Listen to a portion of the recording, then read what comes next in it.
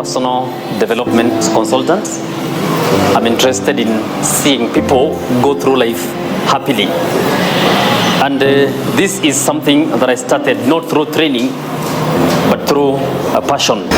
I have been running mentorship programs right from young children in primary school to high school to colleges and even in corporates. I've done several training programs, including in ABSA, Equity, and some other private organizations. Then on your case, you're working in one of the most robust industries, one of the industries where it's a basic requirement in life. When you mature to the age of working, you really want to get that job. And then once you get the job, you start wishing for greater things. You start wanting a different thing. You're not satisfied. And one thing that really messes people is lack of satisfaction in what you're doing. Apart from simply getting this job, number one, you need to be satisfied with where you are. I'm not saying you settle in your comfort zone, but you must first of all accept where you are. And thank God because you first of all got this job. There are people over there, even along the streets right now, who really want an opportunity like the one that you have. I'm therefore thinking, before we even get to the direction of talking of a better working environment, fewer working hours, a little bit of a flexible schedule, let's first of all be thankful that we have this opportunity to work.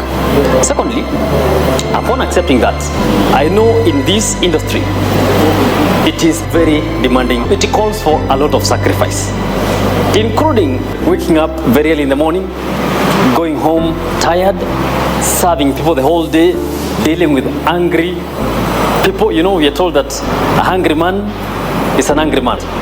So at this moment, you might be handling a hungry person, but it's because of their hunger, you misinterpret them that they are angry or they are bad people. That is the area of discussion today. We are not going to take much time. We're going to take a very short time because I believe it is for the good of all of us, and then we shall go back to work. Where you are right now, you're the last link in a long chain of events. You are the last person who handles the last part of this business. We have the farmer who is right in the village, or wherever the farmer is. The farmer plays their role well. They provide the goods to the transport, then logistics, bring those items here. Hawa wanamaliza kazi yao.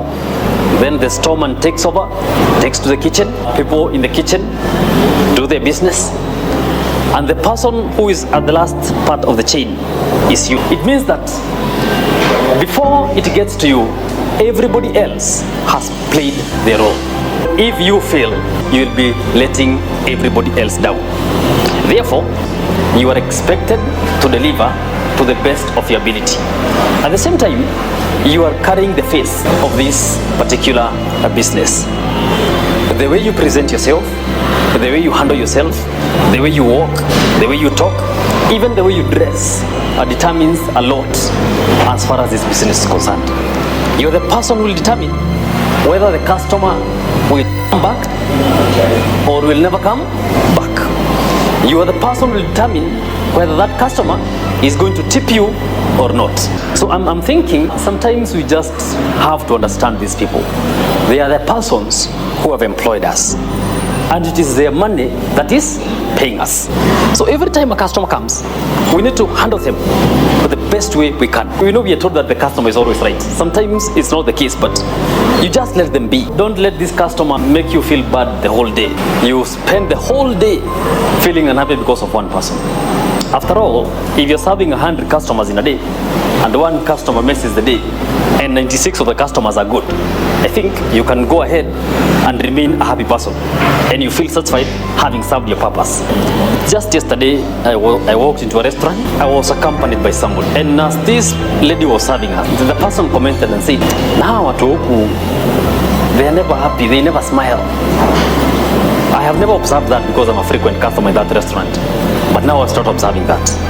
You see, such kind of a feedback is not a very good feedback, because if I start observing that, I might not want to go to a place where no one is smiling at me. So let's ensure that the customers are satisfied, and at the same time, we do our best to ensure that we have delivered our best. We should always wake up every day thanking God for an opportunity and praying for a great day. Let you wake up in the morning happy and committed to go to work. Sometimes you'll get tired, but you have to motivate yourself. In case you are this kind of a person who goes to work just for the sake of it, you'll be a very tired person. You'll never be satisfied. It will never be fulfilling. Love what you do. Enjoy what you do. And as much as you're doing that, always have this in mind. Something called personal development, personal growth. You are coming to work and you come to work every day. Have you ever asked yourself, why do I go to work? What is the point of me going to work? I'm asking you this because I know there are people who go to work. They work at a place for 1 year, 2 years, 3 years, 17 years, 20 years, and 30 years. Then you try to check what they have achieved from that moment. You can't count anything. You can't see anything, including professionals. You should always have this in mind. I am going to work, but I'm not just going to work. I am going for personal growth. You will not be relevant here forever. You will not be at this place forever. That day you leave this place, will you have a soft landing spot? Or maybe you will go and start struggling again right from scratch. Always ask yourself, if tomorrow I'll be told not to come, or if tomorrow I decide not to come to work, where am I going to start? The person who came up with this business decided to empower you. So are you empowering yourself? Are you doing justice to yourself by trying the best you can to grow as a person? And in that regard, what are some of the things that you need to do? One, every skill that you see around, every skill, try to get an idea of how it can be done. Always grow in terms of ideas and skills. And I want you to understand that it is growing. It is not starting from the top. So even if right now you have never started thinking about your own savings or your own personal development, I mean, there's no problem. Go and start thinking about planning. But in as much as we are thinking about the days to come, the future, there is another very important aspect that people forget. Don't forget to live life. It's not about struggling through. You should also think of thanking yourself at some point. You appreciate yourself. You've worked so hard.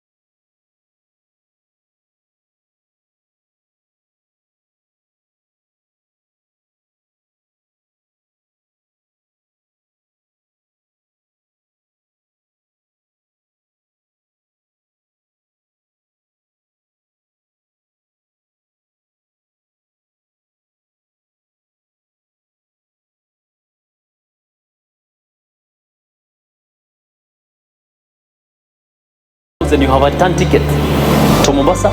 So always remember to thank yourself. Sawa. If you work the whole week, you work the whole month, another 2 months, 3 months, without even taking yourself out for a different cup of tea or cup of coffee, or even you go and swim over the weekend or whichever day, you're not doing justice yourself. Hata wewe mwenyewe ukiambiwa na mtu asante sio unasikia vizuri. So ambia mwili yako asante kwa vile umefanya kazi. Never ever deny yourself the opportunity to enjoy life, because life is, well, it's about the future, but it is more of the present. That's what I think. Be happy at the moment. Live a life at that moment. I have never denied myself whatever I desire in life. Sometimes I have bought items and my friends are like, Simon, are you serious? But I know that life is about living the present as you plan for the future.